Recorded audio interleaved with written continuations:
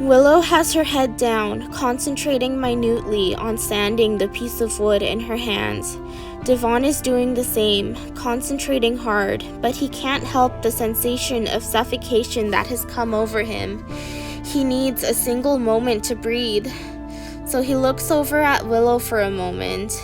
That moment is enough to earn a sharp reprimand from Mrs. Ward, who brings her stick down hard on Devon's palm. "Devora!" she yells harshly. "Get back to work!" Devon cries out in pain, but what hurts more than the physical pain is hearing himself be referred to by that accursed name. He hates that name. He hates being thought of as a girl. Every moment of it stings him and wrenches him. But he doesn't tell Mrs. Ward not to call him that. Of course he doesn't. Of course he can't. Not when he has seen Millie get whipped to death. Not when he knows the risks. Willow startles a little bit when she hears Devon's birth name being yelled. She hopes her best friend is okay. She knows that if he gets whipped, she will try to defend him. Never mind that they would both end up being whipped. But thankfully, nothing dangerous comes from this situation, so she goes back to her work. The work is grating. It is absolutely grating. Willow and Devon both think that the wood that they are sanding is luckier than them. Because while the wood's body is being sanded away, their minds are being sanded away, are being scraped and grated until there is nothing but bloody mesh left. And they hate it. They absolutely hate it. But they cannot even seriously consider stopping. To stop is to get their food rations cut. They are sanding down the rough bodies of wooden dolls. These dolls are for children whose families can afford them. They are for children who have families. Children who have money. Children who have loving parents who will give them whatever they want. Willow and Devon are not those kinds of children. They are orphans, and they are stuck here in this orphanage where they have to support the orphanage by doing labor each day. There are many jobs to do, many ways to support the orphanage. The orphanage sells dolls, and Willow and Devon are tasked with sanding the carved pieces along with some of the other children. There are children who carve, children who paint, children who make many, many doll clothes, children who glue on the hair, the list goes on. They never get to play with any of the finished dolls themselves. They never get to play with the dolls that have pretty painted faces and bright clothes made of fine fabric and woolen hair. They never get to play with the finished dolls, but they do get to see them up on the shelves of the store, when they are occasionally brought out to meet patrons of the orphanage. Seeing such pretty toys make their heart wrench with twisting misery. It doesn't seem fair to them that other kids have such nice toys while they have to play with the ugly and deformed dolls that are half-finished mistakes. The shop brings a hefty profit for the orphanage, but it's a profit that the orphans never see. The orphanage is crowded and run down. Their clothes are threadbare. But they do see that the men and women who work at the orphanage can afford delicious and intricate meals made out of fine ingredients. They can afford fine clothes made out of expensive fabrics. But the children are not allowed to complain. They have to go to work each and every day, so that's what they do. Devon and Willow have to scrape their minds raw in order to walk along the tightrope of perfect focus that their jobs require. They have to go fast, go so very fast. They have to be perfectly efficient. They have to sand as many dolls as they can in as little time as they can. And they are always having to. And their minds are a panicked, frantic rush always. And their hands work at inhuman speeds. Willow often wonders whether they are human or not. She doesn't think they are. Humans are not meant for such cruelty. Humans are not meant for such hopelessness, especially not human children like these 11-year-olds. But Devon always promises her that they are people, that they are completely people, and the trauma in their lives can never negate that. The children don't have to just work fast, they have to work perfectly.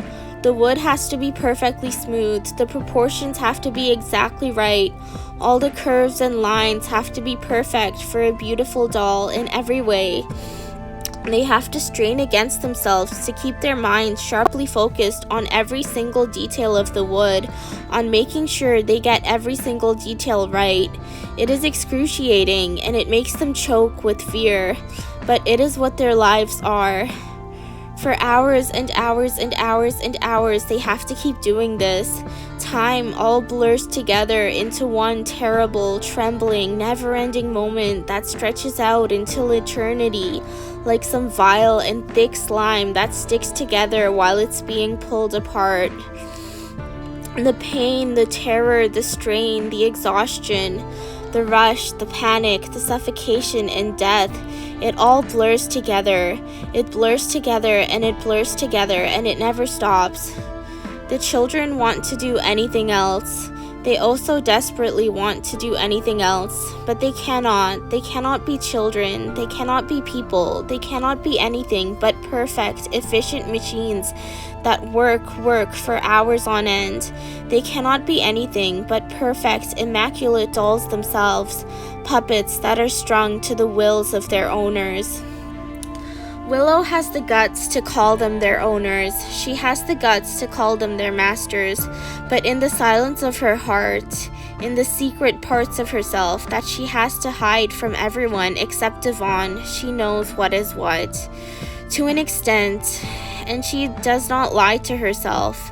But anyways, she watches her mouth around the adults. She has to.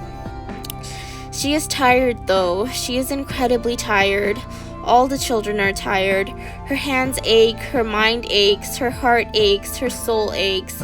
She feels as if she has died and went to hell. And this is some sort of strange punishment for her soul. She wishes she was dead, because then she could see her parents again. She isn't the only one who is incredibly tired. All the children are. But all the children are also afraid. They are afraid to step even a toe out of line. They are afraid because Mrs. Ward will yell at them, venom and hatred raining down from her voice.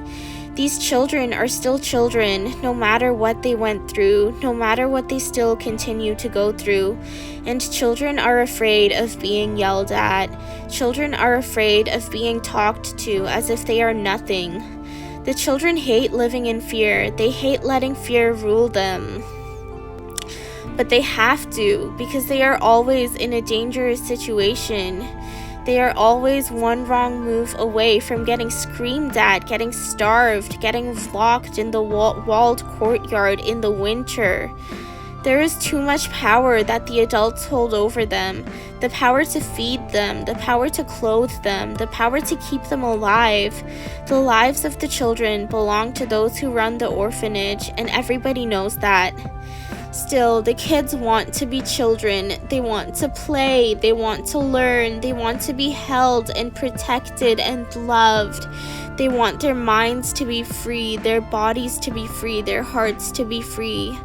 The love, the kindness, the safety, the comfort that comes with being a child, they want all of that. But they don't get even a taste of it. They have to live their lives like ghosts in a machine.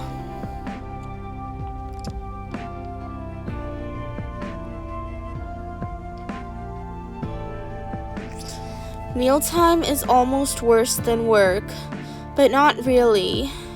But it is an aching, gouging, melancholy time anyways.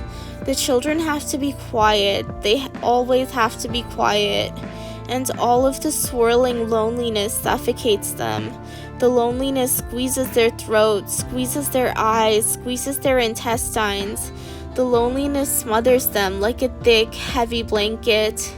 And they can't breathe, they can't live, they can't stand, but they have to stand anyways.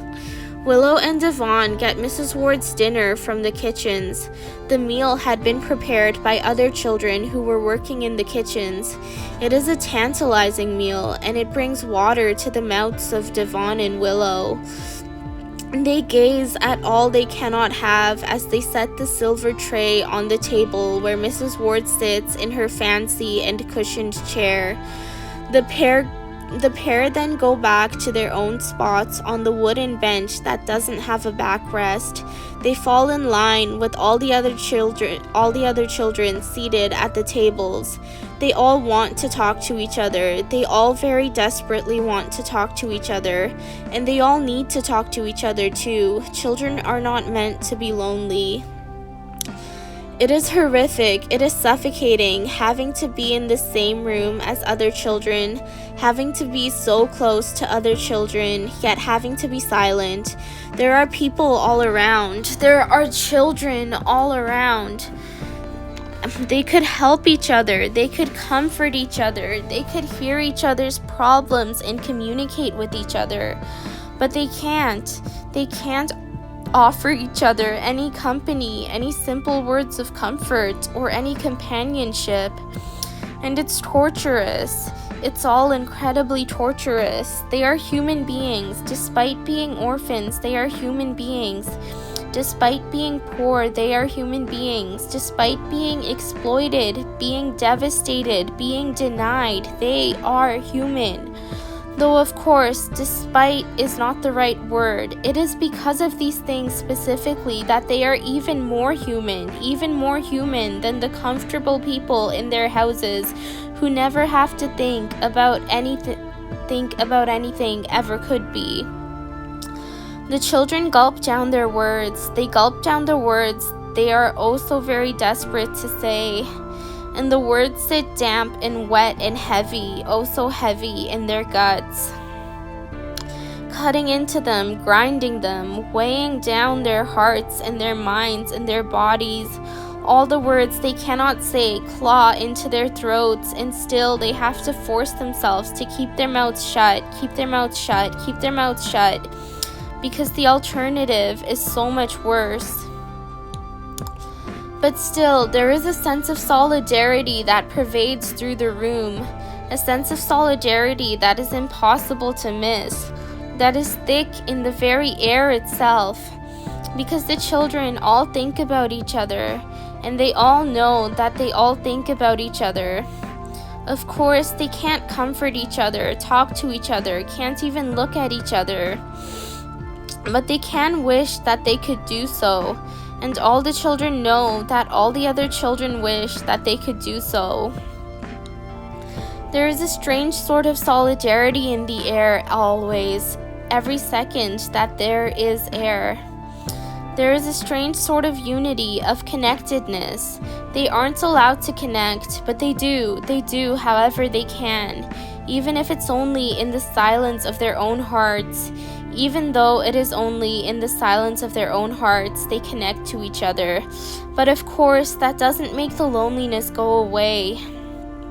The loneliness is still thick and overwhelming, is dark and wet and poisonous and suffocating, absolutely suffocating. It doesn't stop the loneliness from painting every part of their lives in a darkness that is a deadness that is silence, a silence that is dark. It doesn't stop the loneliness from being worse than death. The children don't complain though. They can't complain. They aren't allowed to, and that makes it so much worse. That makes it so much incredibly worse. Because if pain is allowed to be expressed, if it's allowed to be spoken about, if it's allowed to be brought into the light of the day for others to acknowledge, then the pain lessens. But if pain isn't allowed to be all that, if pain isn't allowed to do all that, then it multiplies and multiplies and multiplies intensely. And it's unbearable, unendurable, but they have to endure anyways. The adults, though, they can talk. They don't talk to the children. Of course they don't talk to the children unless they're shouting rebukes or barking orders. But they do talk to each other. Each of them sits at the head of a different table in plush chairs while the children sit on hard benches. But the tables are close to each other and they can talk amongst themselves easily, so they do. They talk about their lives and their thoughts and their emotions and their needs and their wants. They talk about their experiences, about the books they read, the plays they attend, the clothes they bought, the other things they bought. They talk about how their families are doing and about their plans for the future, and they listen to and respond to each other. The kindness, the politeness, the cordiality with which they talk to each other cuts deep. It cuts each of the children so very deep, because the adults in their lives are capable of being kind. The adults in their lives are capable of being caring. It's just that they aren't kind to the children. They aren't caring to the children. And that cuts deep. That cuts so deep. That's cut so incredibly deep. All the children think it would be better if the adults just didn't talk at all, because then at least the children wouldn't know how the adults were capable of being, despite those adults being so cruel to them. But anyways, the children shove their food into their mouths and they gulp the food down because they have to. Because this food is the only food they have, the only food they get to eat. And if they don't eat, they get yelled at, which is so abjectly terrifying. And if they don't eat, they starve. And no matter how much they want to starve, no matter how much they want to die, they don't have the courage to actually do so. They are just children after all. But the food is difficult to eat. It is disgusting, bland, and tasteless and burned. It actually isn't even tasteless. It tastes burned and charred. The children who cook meals for other children in the orphanage have to cook an incredible amount of food in not nearly enough time, with not nearly enough people. It's not their fault that they cannot do a good job of it, and the other children don't blame them for it. The food, aside from being tasteless, is absolutely devoid of nutrition as well. There aren't enough vitamins or minerals, not enough amino acids or proteins or healthy acids or calcium. There is just blandness, just carbohydrates, just what would keep them going long enough to keep working. Their bodies are breaking down because of this impoverished meal, but their caretakers do not care. The children know that there is something wrong with the food. They know it doesn't have what food should have because they see how pale the other kids are, how sunken their eyes are. They feel how much their bodies ache and how unsatisfied they feel after each meal. But still, at least they are getting fed, and the children know that even that can be taken away from them if they complain, so they don't. After meal times, it is always time to do more work around the orphanage, sweeping floors, washing walls, wiping windows, dusting railings, keeping the place immaculate for the visitors who come to see if they want to spend money on this operation. Work never ends for the children.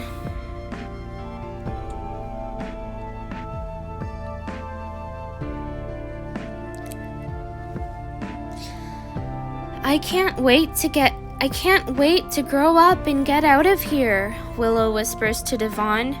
Her voice is hopeless and hopeful both at the same time.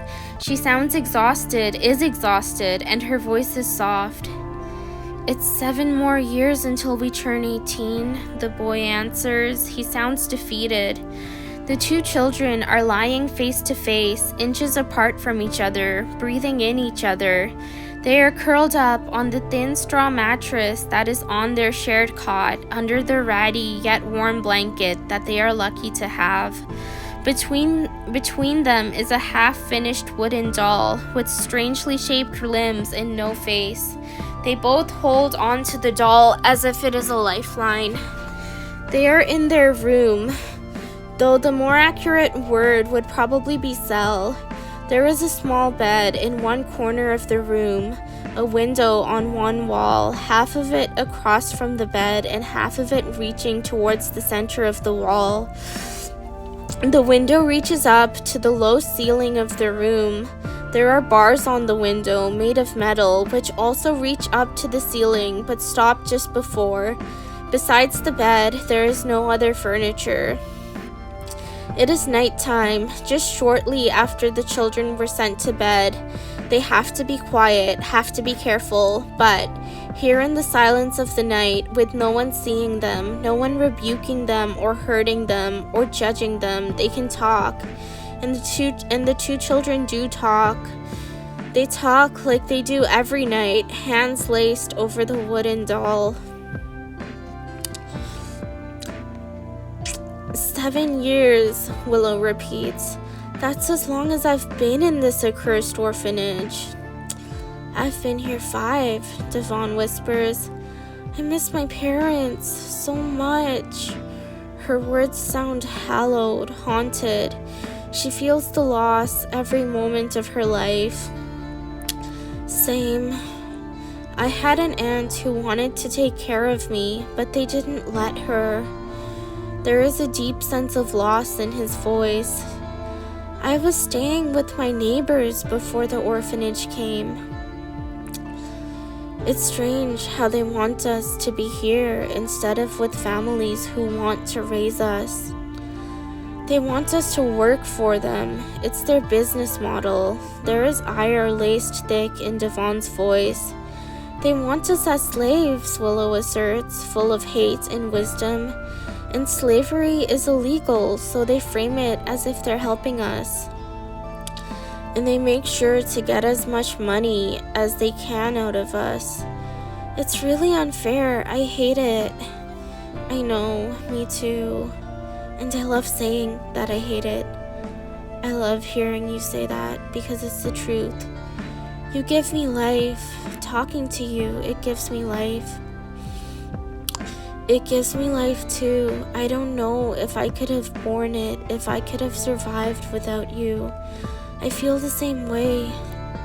Suddenly, the sound of the lock turning in their door creaks throughout the room. Both children have been listening for this sound. They have been keeping their conversation low so that the sound of the lock could be heard. And it can be heard easily as it reverberates through the quiet room. The kids immediately hush, and they close their eyes to pretend to be asleep. It is still early in the night, but they are technically supposed to be asleep anyways. The night guard, Miss Binny, comes into the room. She is not that much older than the oldest inmates at the orphanage. She has dark hair and darker eyes, and the children like her. Aw, she coos softly, looking at the sleeping forms below her. You little girls are so cute. She keeps her voice soft, keeps it hushed, for fear of waking up the children. Of course, she doesn't know that they're already awake. Devon and Willow, on the other hand, are listening closely to everything they can hear. They are soaking up the small comforts like drooping, wilting plants, soaking up water in a drought. And they are taking in every bit of comfort that this adult has to offer, because it's never enough. What the adults in their lives give them is never enough, not even Miss Binny. You girls are always so sweet. She brushes a soft hand oh so tenderly over Devon's cheek, and then over Willow's cheek, and they both cherish the soft touch. It is the only soft touch they have received all day, except from each other.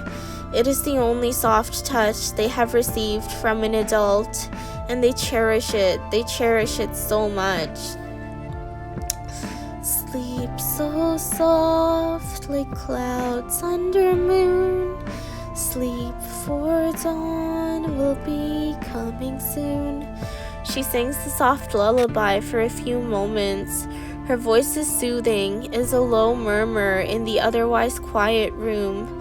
The two children listen to every moment. I'll be back in a few minutes, she says as she leaves the room. The door shuts behind her and the lock clicks back into place. The moonlight flows in through the curtains as the children open their eyes and gaze into each other again. "She's nice," Devon whispers. "She is, but that doesn't make being here bearable," Willow complains. "Still," Devon starts, "it would be so much worse if she wasn't here. I wonder why she's like this, why she's nice to us. I wonder too, but she is, and that's what matters. I wish we could see her, not just during the night." "Me too. She would be so much better than Mrs. Ward or the others. I hope she stays until we turn 18. Me too." "When we turn 18, that's so far away." There is desolation in Willow's voice. "It feels like decades, doesn't it?" Devon sounds hopeless, sounds destroyed, because he is. "It's more than half of how long I've been alive. And life these days feels so long, doesn't it?" "Yes, it does, so unbearably long. Every single moment seems to stretch and drag out. Minutes feel like months, days feel like years. If every day is a year, how are we going to get through 7 years of hundreds of days each? I don't want to get through it. I don't want you to either. I want you to be free. I want you to be free too." Freedom, what does that even look like? Like no more work, oh my gods. You're right. And enough actually healthy food, and being able to play. It means people being nice to us and having friends. It means having a family. It means being able to be with our families. I miss my family. The deep, aching sadness is pouring off of Willow in torrents. Me too. I can't bear living without them, but you're my family now too. He brings his hand up to softly stroke Willow's cheek and finds it wet with tears. "I love you so much." "Me too. But we'll have to live without freedom." "Not if we don't live." Are you suggesting we die?" "I don't want to live. Do you?" Devon's words are darker than blackness and deeper than the earth. "I don't want to either." Willow takes a long time to think before she says this, but she speaks these words with such absolute surety that it sends shivers up Devon's spine. She takes a while to think again. "I don't want you to live either, or anyone here." "So do we just not live then?" "I don't know. Do you think we'll be able to do that?" "I will, but I can't let you die, and I'm really sorry about that." There is deep remorse in his voice, deep shame. His voice wavers with raw emotion. "I can't let you die either, but I want you to be free. I want you to be free so bad." Her voice wavers with raw emotion as well. The two children lie in silence for a while, hands interlaced over the doll. They stare at each other, and their eyes are shadowed, their mouths are shadowed, their faces are shadowed, their hearts are shadowed, but they have each other. The lock creaks open once again, and Miss Binny comes in. She softly strokes the children's hair and whispers a gentle prayer over them before leaving. Once the door's locks click shut once again, Willow speaks. "We can leave." Her words carry a furtive, barely there note of hope. "Leave the orphanage?" Devon's words are laced through with disbelief. "Why not?" "Because they've done so much for us. They've fed us and clothed us. They've given us somewhere to stay. I don't think it would be right letting them down like that." "They fed us, sure, but did you taste the food they fed us? I know it was all they could afford, but still, I don't think we owe them for that." I don't think they can't afford better food, Devon admits. You see how the adults eat. You see how they dress. You see how they conduct themselves. They have money. They just don't want to give it to us. Yeah, I think you're right. They do say they aren't able to do better, though. As if that stands up to any scrutiny. But still, they are doing something that's better than nothing, and that something is keeping us alive. They don't care about us. They don't care about our lives. If they did, they would treat us better. If they did, they would let us talk to each other, let us be friends with each other, let us play and have fun. If they cared about us, they would be kind to us. Her words are urgent and pressing and also assertive. They don't care. They only care about making money from our work, but still, they did help us. This isn't help. There's no love behind it. There's no respect behind it. There's no humanity behind it. What will help is if we get out. But don't we owe them? Devon's voice is uncertain, hopeful, scared. Owe them for what? A life that isn't a life? A life that's worse than death? No, we don't owe them for that, Willow asseverates. She stays quiet. She has to stay quiet. She knows the importance of it, but her voice is still filled with intense passion anyways. You're right, we don't. Devon takes a while to pause before saying this, but he does say it. And there is absolute certainty and a terrifying hatred. But Willow is not scared. She smiles, and Devon gives her hand a little squeeze. They are only keeping us alive for money, Devon continues. And we give them so much more than they give us, and our lives are not worth living anyways. They're really not, Willow agrees solemnly. So we should leave. We should get out of here and go back to the people who were actually taking care of us. They were so much nicer, and I know that they miss us. I'm sure they do, but how do we leave? All the doors are locked and all the windows are barred. I don't know. Willow takes a moment to think. We could ask Miss Benny for help. She seems to care about us. She really does seem to care about us, Devon agrees. She's a night guard. I'm sure she doesn't know what horrors go on in the daytime. If we could tell her, if we could let her know about our issues, then I'm sure she would help. So when should we tell her? I don't know. Soon, hopefully? I think we should take some time to prepare what we're going to say. We need to convince her of our struggles.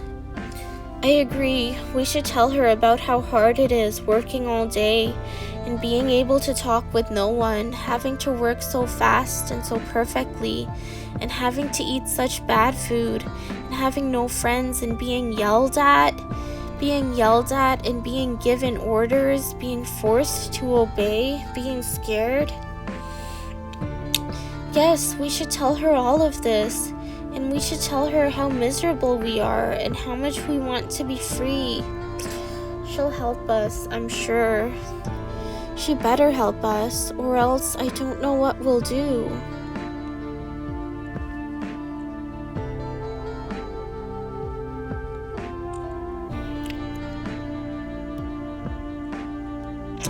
The children spent the next few days being miserable, being anguished, like they always are.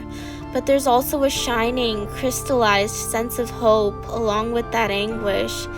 It is sweet, so incredibly sweet, and it is soft, so incredibly soft. It makes life just a little bit better, and they are just a little bit lighter despite still being weighed down with as many dread-heavy boulders in their guts. They hide their hope. Of course they hide their hope. Everything rests on their ability to hide their hope. Everything rests on their ability to act like everything is normal, everything is unbothered, everything is unchanging. They take care to be silent. They take care to be dead-eyed. They take care not to step out of line. And the adults cannot tell. They cannot tell that there are dreams going on right under their noses. The two friends spend the nights talking about what they are going to say to Miss Benny, and they plan as carefully as they can until at last the long-awaited night comes. "Good night, sweet children," Miss Benny whispers, standing over the two friends. "Miss Benny," Devon speaks out softly, "can we talk a little?"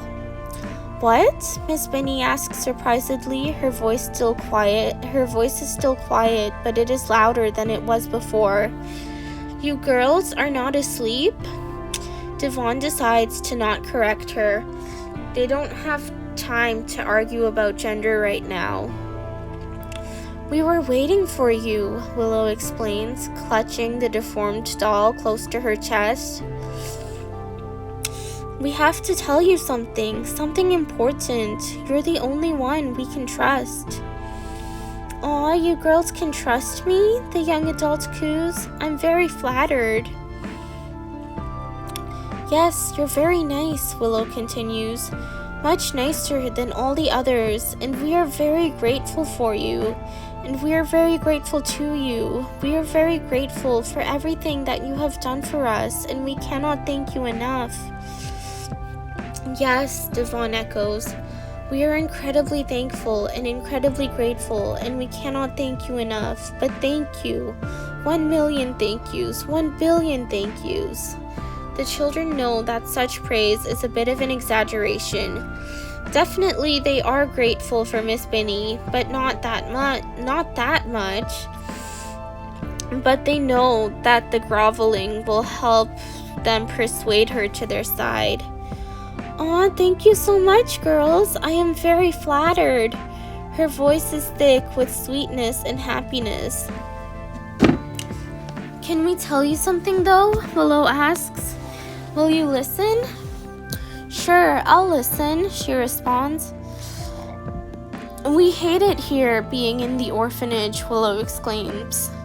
"There's so much work that we have to do. It's too much. It's way too much." "We have to work as fast as humanly possible," Devon adds.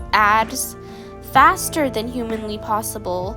We have to work faster than machines, and it's hard. It's really, really hard. It's scary and overwhelming, and we feel like we're drowning all the time. We feel like we're dying all the time." "Okay." Miss Benny's words are serious, are pensive. "And we have to do everything exactly perfectly," Willow adds. "We have to do it all absolutely perfectly and not make any mistakes ever, or else we get yelled at, and it's really scary. It's really terrible getting yelled at.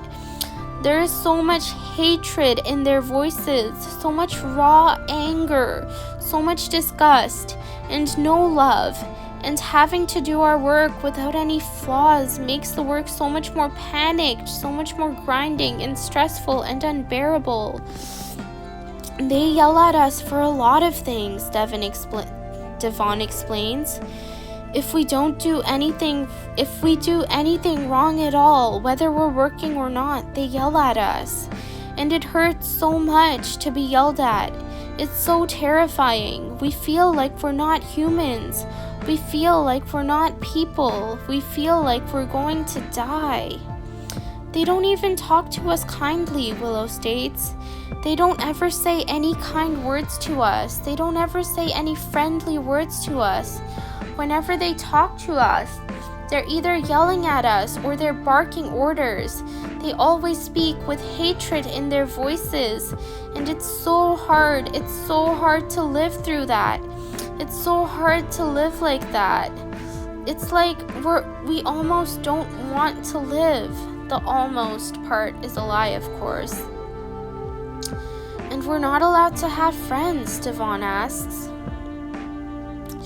"We're not allowed to talk to other people. We're not allowed to talk to each other. We can't have friends. We can't connect to each other. We cannot help each other. We cannot comfort each other. We cannot share our lives with each other. We can't share our thoughts, our feelings, our emotions, our wants, our beliefs, our experiences. It's suffocating. It's crushing. We're never allowed to play either, Willow voices. We're children and we're not allowed to play. We're children and we're not allowed to have fun. It hurts us. It crushes us. It feels like we're dead inside. This isn't any sort of life. It's not any sort of life at all. Oh my, Miss Binny's voice is compassionate. I'll talk to the directors about improving the working conditions. That's the thing, Devon starts. The directors don't care. If they did care, they would have fixed this long ago. If they did care, they wouldn't let the conditions be this bad. They don't think of us as people, Willow asserts. They just think of us as a way to make money. They don't care. Well, what do you want me to do? There is a note of exasperation in Miss Binny's tone. Well, we were thinking you could help us sneak away. Willow's voice is sweet and imploring. We won't ask anything more from you. Just that you take us out of the orphanage compound. We'll figure things out from there. Please help us get away. We'd be beyond grateful. It would be the nicest, kindest thing imaginable. Yes, Devon echoes. It would be so incredibly nice. Children, Miss Binny's tone is harder than it usually is, colder than it usually is. I can't do that. The orphanage takes care of you.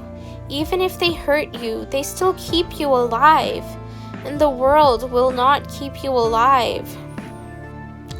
We have people who took care of us before we came here, Devon insists.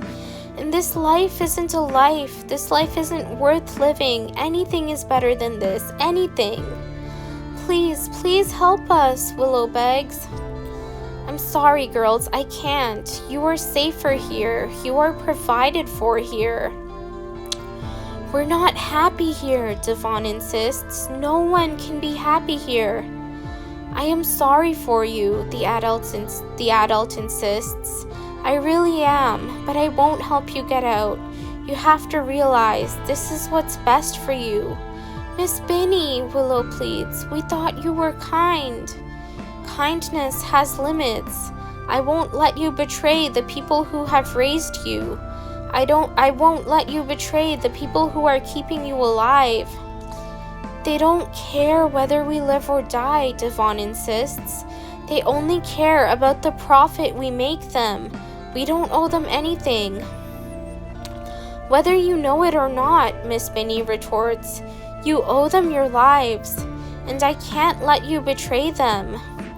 You're betraying us, Willow proclaims softly, exasperation coating her voice. I will not let you do this, Miss Binny declares, and she strides out of the room, locking it from outside.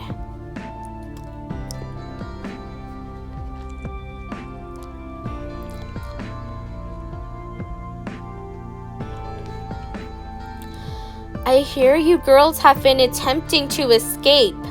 Mr. Rich's words writhe and squirm in thick disgust and slimy malice.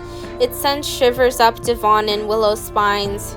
The two are standing in Mr. Rich's office, a large space with polished floors that reflect their bodies and with furniture strewn around all over. Willow begins, we didn't mean it. We were just trying to see what would happen if we tried. As if, Mr. Rich spits out, trying to lie will only make everything worse for you. I suggest you both accept your punishment with grace and humility. Our punishment? Devon asks, voice terrified. You will be made to work during meal times instead of participating in the food with the others. Mr. Rich's voice is stark and cold and abjectly apathetic. The two children's eyes go wide in dread, but they do not dare to look at each other.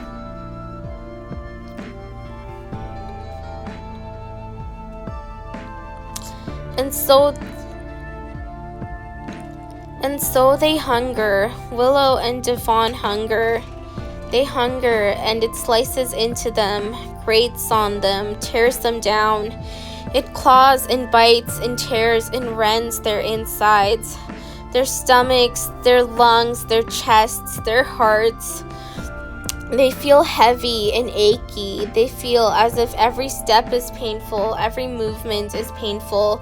Their minds feel thick, feel suffocated, feel throbbing with pain. They are lightheaded and dizzy, and they are so empty. The emptiness scrapes at them. It digs into them with thousands of needles everywhere. Every breath feels like breathing in death, feels like breathing in sand, feels like breathing in pins and needles.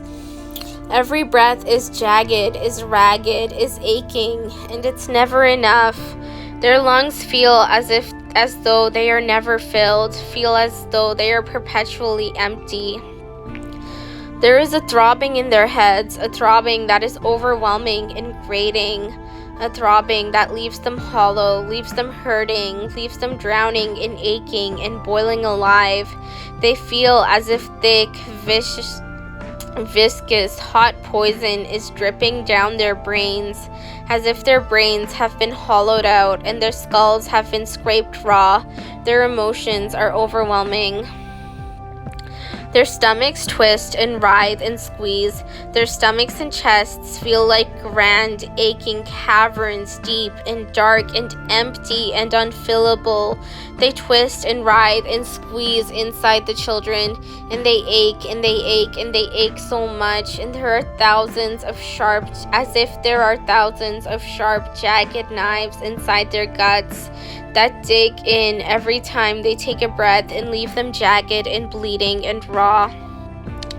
The pain from their stomachs radiates out to all parts of their bodies, to their arms and legs and hands and feet. Their limbs ache as well. They feel heavy and groggy. Their joints ache, and they feel as though there is a low, slow-burning fire in all their limbs, as if they are being burned alive, roasted. And it hurts to move, but they have to move anyways. They have to work anyways. All day they have to sand dolls, and it doesn't matter that they're hungry. It doesn't matter that they're hurting. They have to keep up with the rest of the children. They have to sand faster, so much faster than humanly possible, and they have to do it perfectly. They have to, or else their punishment will be extended, and so they do, no matter how much it hurts. During meal times, they are sent to work cleaning the compound. This is also incredibly difficult, and they have to clear away every speck of dirt and dust. They have to go incredibly fast as well, and this overexerts their aching bodies, and it overexerts their aching minds, which are constantly screaming, are constantly having to scream at them to go faster and faster and faster and faster, and better and better and better and better. Don't stop and don't stop and don't stop and don't stop until they are drowning in the screaming, absolutely starved of air. They are sent to clean the office spaces of the orphanage council. These offices are at the end of a long hallway that bends away from the rest of the orphanage. Therefore, from the large windows of the council offices, you can see the rest of the building, the orphanage proper, where the children do their work and live their lives. These offices are large, they are immaculate, they are filled with intricate pieces of furniture and pretty ornaments. The two children are amazed, but also horrified to see such vast displays of wealth, to see such resplendence when they know firsthand the poverty that exists just within view of the windows, just within easy sight of those who spend all their days here while all the children toil away and waste their childhoods just over there. They know it isn't fair. The two friends know that it is so very much not fair, but they don't know what they can do about it. They know they can do nothing, and they hate that fact and the thick, heavy bitterness that they have to swallow down and choke on. There is so much bitterness in their lives. There is so much powerlessness. There is so much agony. There is so much violence.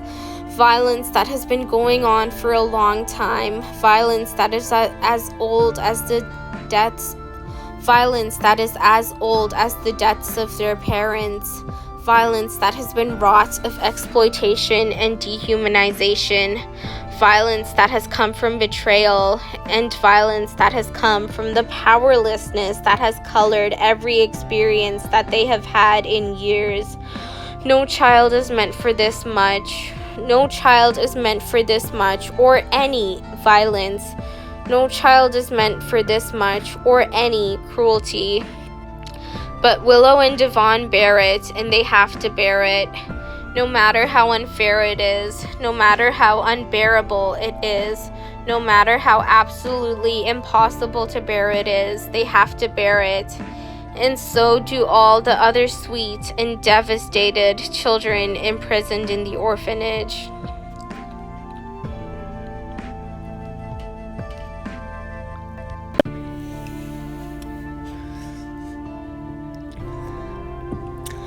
They've been starving for 3 days when the storm hits.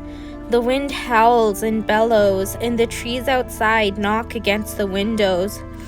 Willow curls up closer to Devon. Both children are scared. Both children cannot sleep.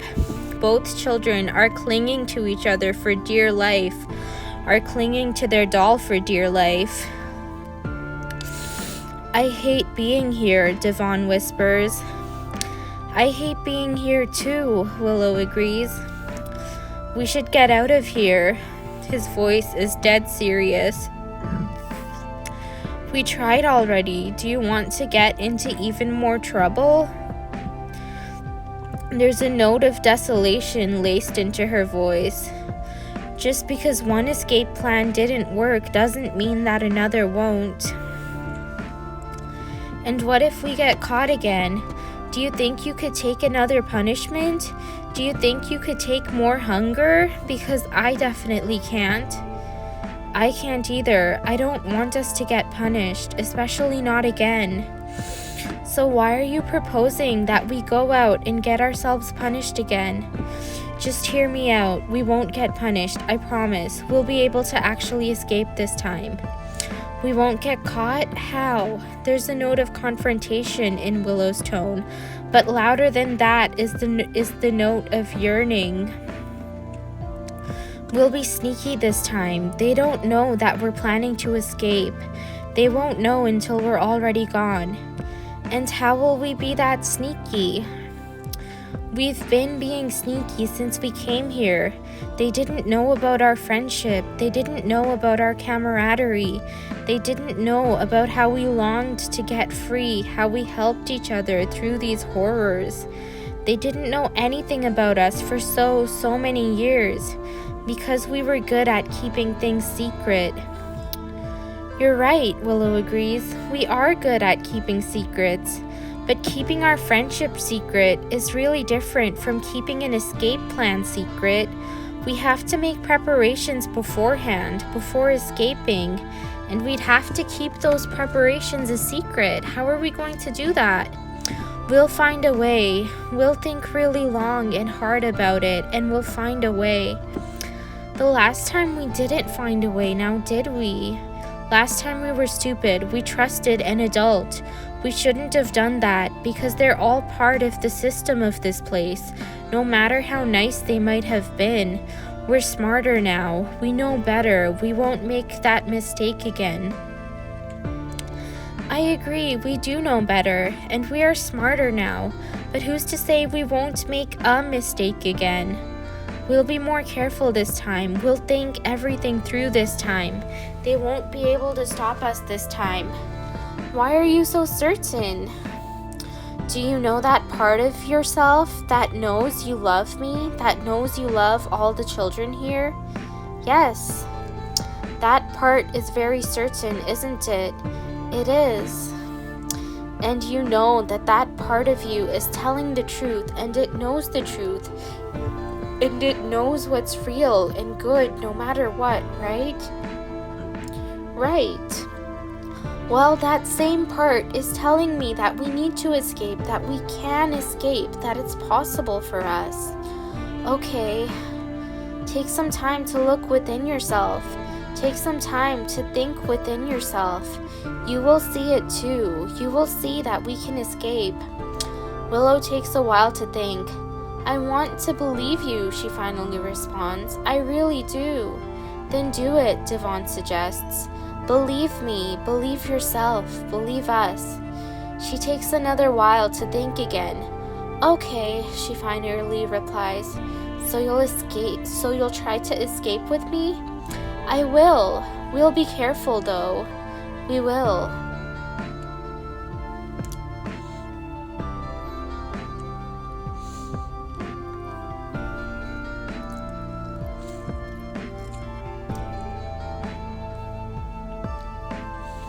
The next day, the two friends are cleaning the offices again when Willow looks out of the window for a second and she sees it. Devon, look out the window, she whispers. He lifts his head for the smallest moment before looking back down at his work. There are no adults supervising them, so they can do this. There is a fallen tree. It was knocked over during the storm, but that's not what's remarkable. What's remarkable is the fact that as it fell, it knocked out an entire corner of the building. The dining hall had the corner of two of its wooden walls stripped away, and light could be seen coming from the dining hall. However, at the very top of the rip in the building, it is darker, as if the only light is coming from the tear in the wall. And they can see a layer of wood that separates the ceiling of the dining hall from the dark crawl space above it. The children continue cleaning, as if nothing is amiss, as if nothing is strange. They continue cleaning, and then they go back to working on the dolls. Then they go back to cleaning. Then they go to bed. Did you see that? Willow's voice is soft and hushed. I did see that. The building was destroyed. It was ripped open. We could just walk right out. We could just walk right out. But we can't, Willow. Devon's voice is discouraged. They've definitely noticed the storm damage and locked off the dining hall. They have, but what about the space above the dining hall? Could you elaborate? There is a space above the ceiling of the dining hall. You saw it. The dining hall was light because light was coming in through the windows. But the space above was darker because there were no windows there. Also, there was a wooden layer separating the two spaces. You could see it. So what? If there's a space above the dining hall ceiling, there might be a space above our ceiling, and the two spaces could be connected. Just because there's a space above our room ceiling that leads to the outside, that doesn't mean we can reach it. We have a ceiling above us, in case you haven't noticed. But the building is cheap.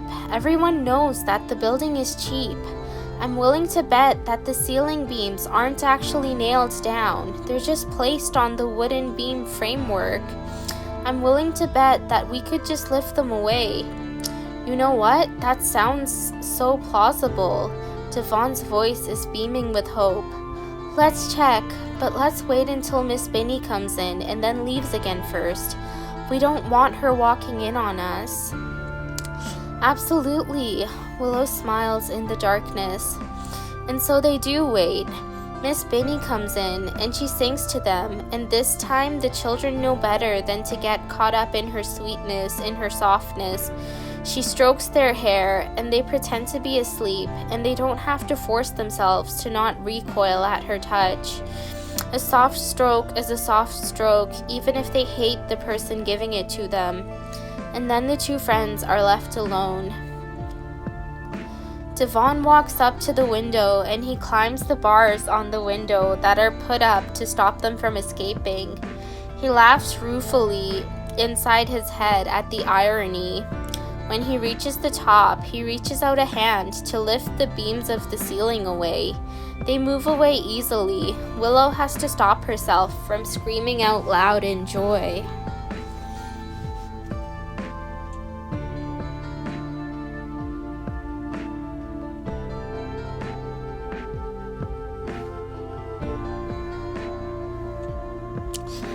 Willow and Devon know that time is not on their side. They know that the gap will be fixed in just a few weeks at most. But they also know that they have to make sure they do this right, that they plan this right. So they take a day to plan, and they plan as meticulously as they can, and they take a day to count. The thing they're counting is how long the stretch of time is between Miss Binny's visits. If they know how long they have after she leaves and before she comes again, then they know how fast they need to go. They know what they do and don't have the time to do. They know when and how to best strike, when and how to best try, when and how to best win. It's hard staying awake when you're starving, when you're exhausted, when you've worked all day. It's really hard. But what is harder is letting your best friend live a life of slavery. They know that they'll be able to be free, to be loved, and to be fed when they escape. They know that they'll be able to be children at last, and so they can keep themselves awake. Their excitement and anticipation can keep them awake. It's a blessing of fate, Devon thinks, that they're able to stay awake despite everything. It's an act of goodwill on the behalf of a universe that had given them nothing but suffering up until now. He resolves to make as much out of this opportunity as he can, and he resolves to not fail this time. He can't let his best friend down. He can't let down the girl who is so incredible, so amazing, so much. He can't let down the hope that he gave her or the hope that she gave him as well. Willow feels as though she is finally close to something somewhat resembling life, as if a beautiful and delicate wildflower is about to bloom. She knows that she will never be free of the curse of this place, and she'll never be free of the scars and the markings that it has left on her. But she also knows that she must rebel against this place that has taken so much from her. She must rebel against this place that has taken so much from so many of them. And she must make a new world for herself and her best friend. Both friends have their hands interlaced with each other. They are taking turns squeezing each other's hand. First Willow, then Devon, then Willow, then Devon. They are squeezing each other's hands in a steady, uniform, pulsing rhythm, like a heartbeat, like the rising and lowering of the tides. Each time one of the children squeezes the other's hand, they both count. First 1, then 2, then 3, then 4. They count and keep on counting, higher and higher. It would be very boring doing this under any other circumstance. It would be very boring just counting the minutes away. But this isn't just any circumstance. This isn't just any counting. They are counting the seconds and minutes they have to escape. The seconds and minutes they have to become free. And it's so exciting. It's so exciting doing this. It's exciting and entrancing and thrilling and intoxicating. They are tired. Of course they are tired, are exhausted, but it feels like pure electricity is flowing through them anyways. After a bit more than 2,000 counts, Miss Binny comes in again. She sees the two children curled up around their doll and she smiles to herself. "They sure do love that doll," she murmurs. "I suppose that's understandable. It's the only toy they get to have. Poor children." She doesn't say anything else and then she leaves again. The children start counting again in the silence of the night, in the silence of their minds. They need to know whether the times are always uniform between different visits, if visits can even be the right word for it. Willow counts, and in between counts, she thinks about how hungry she is. She thinks about how tired she is, but she also thinks about how excited she is. It's cruel. It's also cruel what they have forced her to endure. The hunger is also cruel. The exhaustion is also cruel. The work is also cruel. The lack of kindness and softness and love is also cruel. The roughness, the rudeness, the hatred, the lack of freedom, the way they don't allow her to be a child. But what will be great, what will be beyond the sweetest pure sugar, will be getting revenge on them all by succeeding at escaping. And she knows that she can do just that. Devon counts as well. He counts his own pulses. He counts Willow's pulses. He counts his own hand, gently squeezing Willow's. He counts Willow's hand, gently squeezing his own. He thinks about his hunger. It's impossible to not think about his hunger. It's impossible to not think about the pain of it. But, he thinks, once they get out and become free, there will be no more hunger. There will be no more pain. There will be no more ache. The darkness covers the two friends. It's like a blanket. It's like a cloak. It gives them cover and protection and just a bit of comfort. They know each other well in the darkness. They have grown up together in the darkness. They have shared their deepest, darkest secrets with the darkness, in the darkness, with each other in the darkness. And they trust the dark. They trust the nighttime that has brought them tiny slivers of freedom as much as it could for many long years, and will bring them much bigger freedom soon. Hopefully. They also trust the moon, which shines its beautiful, soft light, more silver than anything imaginable. They trust the moon, which sends its light through the window whenever it can, illuminating their lives with a softness and a steadiness, lending an otherworldly tint to their nighttime reality, to the reality of the time that they can share with each other. Miss Binny comes in 4 times in total. It's always a bit more than 2,000 counts in between visits, so the children know that they can have a bit of time to escape. They let themselves fall asleep, finally, knowing that tomorrow will be the last day they stay in this accursed place.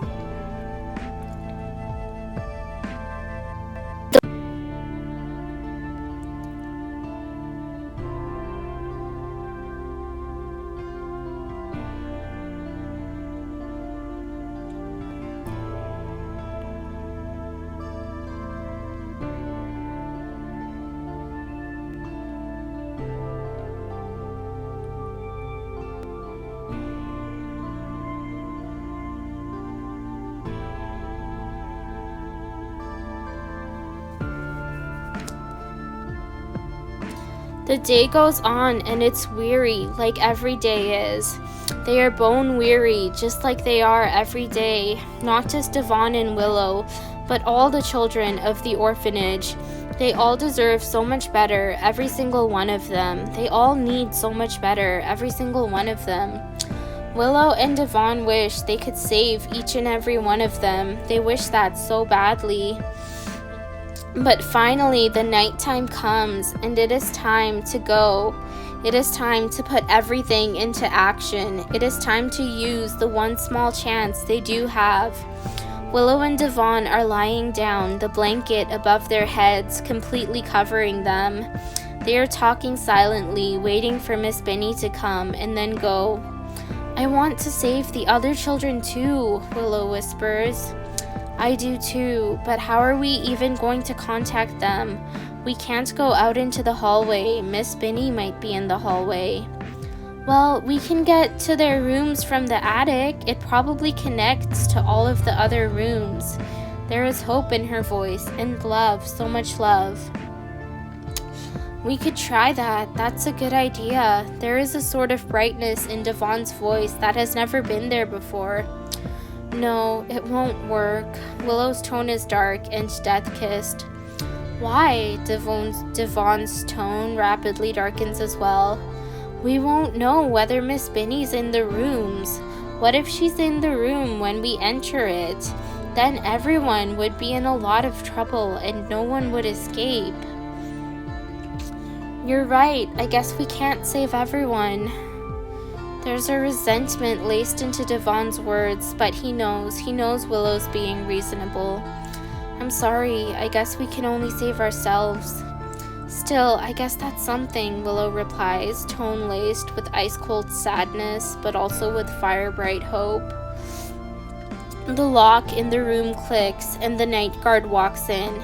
She sees the two lumps, the two children, under the blanket, and she speaks a soft prayer over them before leaving. Now's our chance, Willow states into the small room. Yes, now's our chance, Devon echoes. The two friends get up, silently, soundlessly. Their hearts are beating so hard that they can feel it in their chests, they can feel it in their throats, they can feel it in their stomachs. This part of the plan is the trickiest part, and they want to make sure they are doing it right. They want to make sure they don't kill their dream before it even gets started. They roll up their thin straw mattresses, each rolling up one end so that the mattress has two rolls in it, and one flat, unrolled space in the middle between the two rolls. They shape and mold the rolled up parts of the mattresses so that they look like two children sleeping. This is a critically important piece of the plan, and it's critically important that they get this right. And so they hold their breaths while they're doing this. They hold their breath and they hold their hearts in their throats.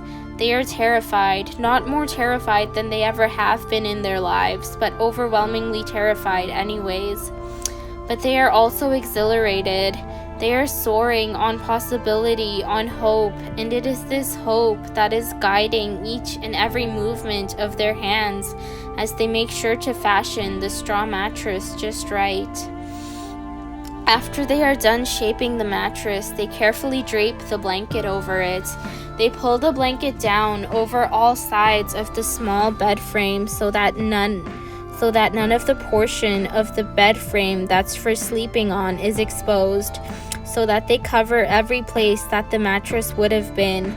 They cover every place that the mattress would have been so that the night guard cannot see the lack of mattress on the bed, so that she can only see the blanket and she thinks nothing of it. And of course, they make sure to cover their rolled and shaped mattress as well. This part is terrifying as well. They know they have to do it just right in order to make everything believable, in order to make nothing suspicious.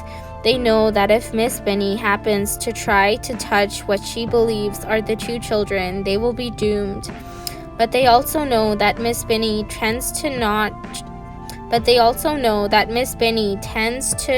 try to touch them if they're covered with the blanket. So they're not too worried about that. Still, they are worried, and they try to make sure to make everything absolutely perfect, entirely perfect, so that they have less to fear, so that they can succeed.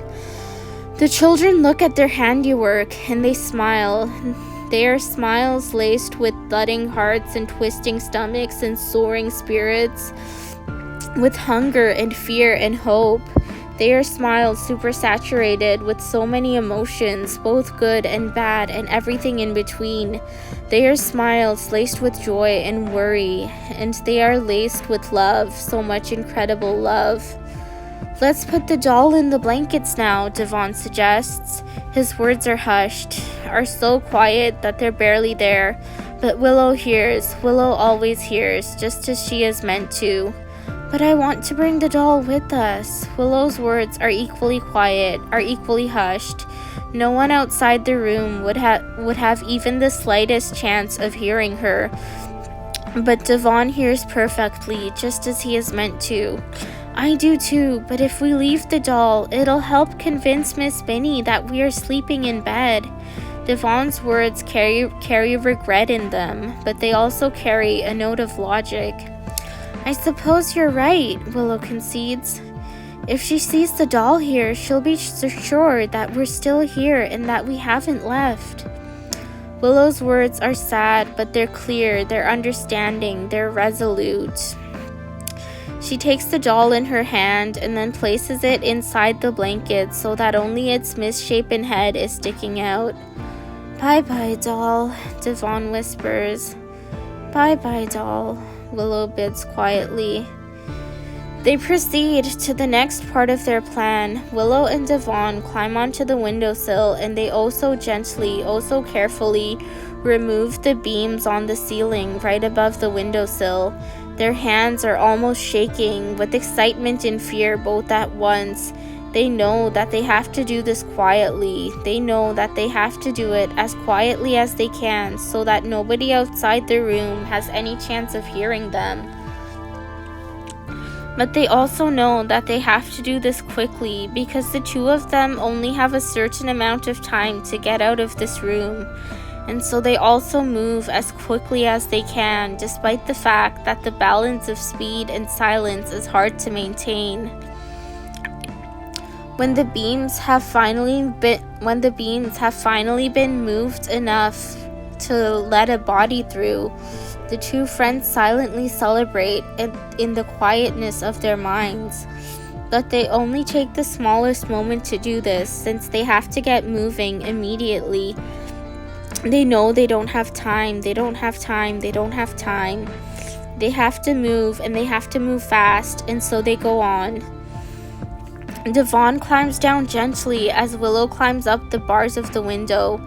Devon ponders how ironic it is that the very thing that was meant to keep them locked in, the window bars, is the very thing that will help them escape. Willow reaches one hand up through the hole and she grabs hold of a wooden beam that connects the two rafters.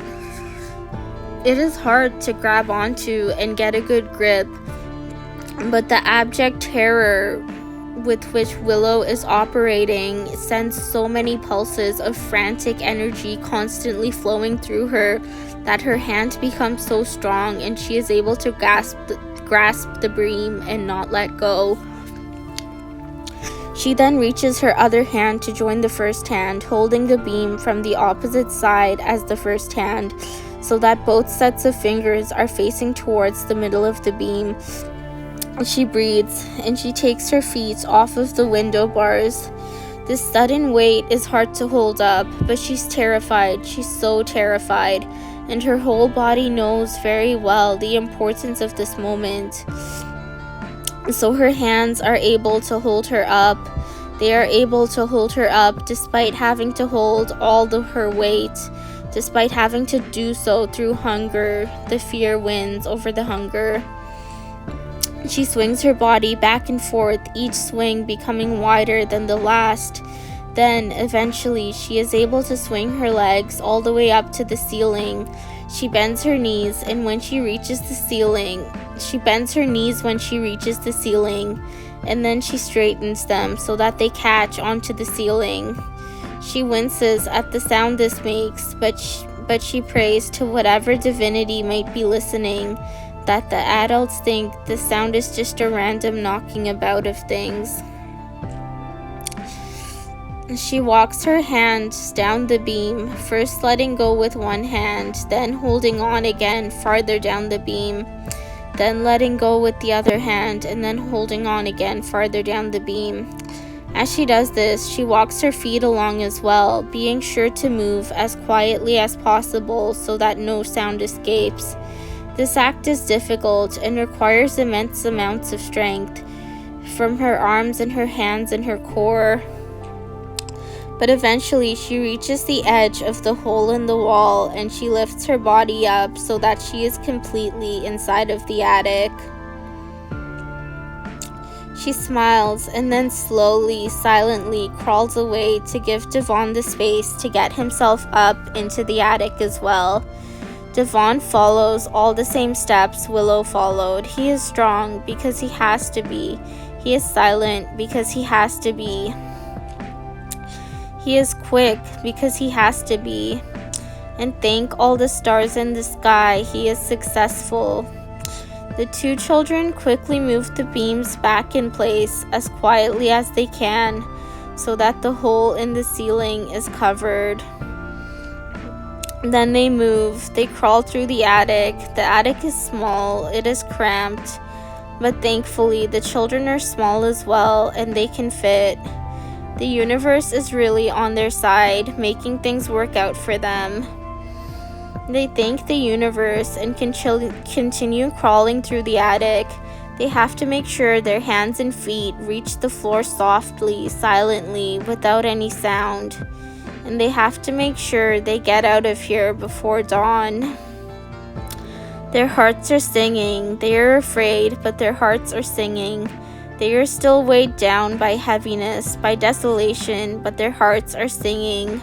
They are so close, so very close, and they feel how close they are, and they know that they cannot mess up these last steps. They cannot go so far only to be caught, but they are fairly confident that they will not be caught. And so they keep on crawling through the dark attic towards the light, because the attic is pitch black, but there is a faint glow of moonlight coming in through the hole in the walls. Once again, the moon is their salvation and savior, and they thank the moon immensely for its help and for always being there for them whenever it could be. They crawl over the seemingly unending stretch of orphanage. They don't know where they are in relation to what's below them, but they know they are getting closer and closer to freedom. Finally, they are right at the broken corner. It's time to jump. I'm scared, Devon admits. It's one jump, and then we'll be free, Willow comforts. But still, it's so high. He sounds like the child he is. But if they catch us now, up here, Willow points out, they will kill us. You're right, they will. Devon jumps and lands with a thud, legs banging into the fallen tree. It hurts so much, but he stops himself from screaming or crying out or making any sound. And Willow does the same. The next thing they both do is look up at the sky. This is the first time they have been outside in years, under the clear and open sky that sparkles with stars. It's so beautiful, Willow whispers, amazed, awestruck. It is, Devon agrees. Where should we go now? Admittedly, the children had been so worried about trying to escape that they have no plan for what to do after they did escape. But there is a vast and mighty forest on one side of them and the town on the other side, and they have a choice. Let's go to the forest, Devon suggests. They will look for us in the town. They will search everywhere, but they won't go into the forest. You've heard what the adults said about the forest. It's too dangerous. No one ever goes there. They won't search there. The forest doesn't look scary to me, Willow proclaims. It looks so beautiful. It looks so amazing. I want to go there. There is wonder in her voice as she says this, looking out over the thick wooded land. And so the two children go off into the undergrowth, following a small deer trail that is illuminated by the smallest fragments of moonlight.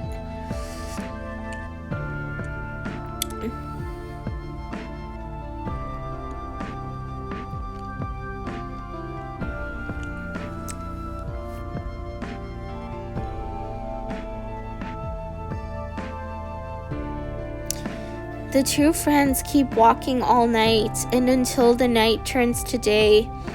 They have never felt this light since their parents died.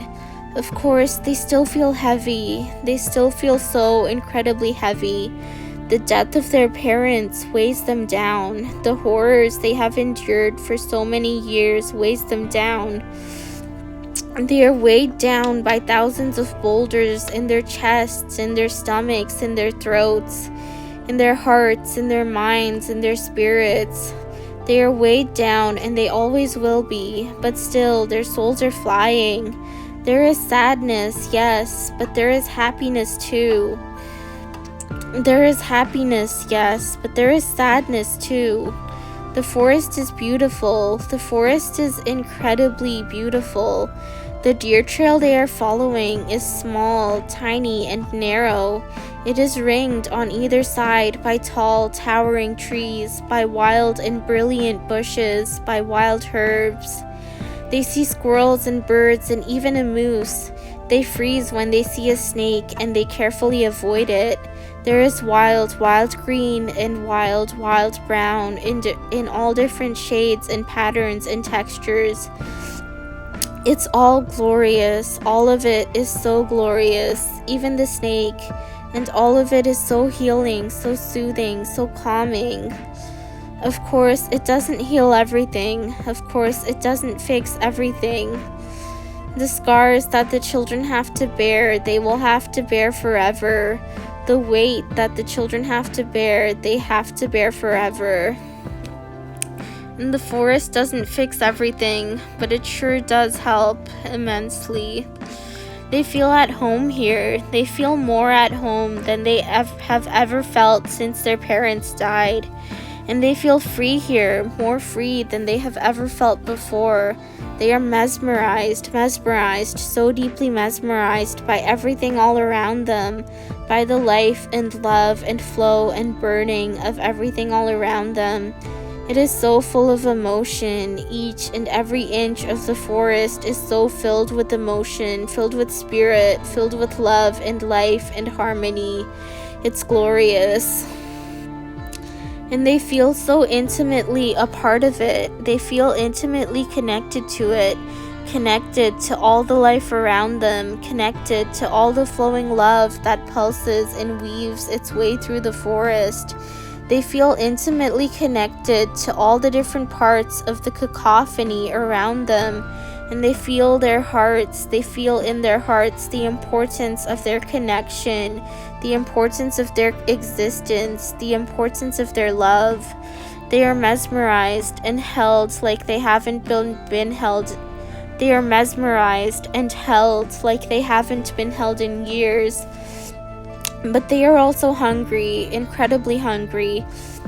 The hunger gnaws at them, and they are desperate for food. Thankfully, they quickly find a large patch of wild berries.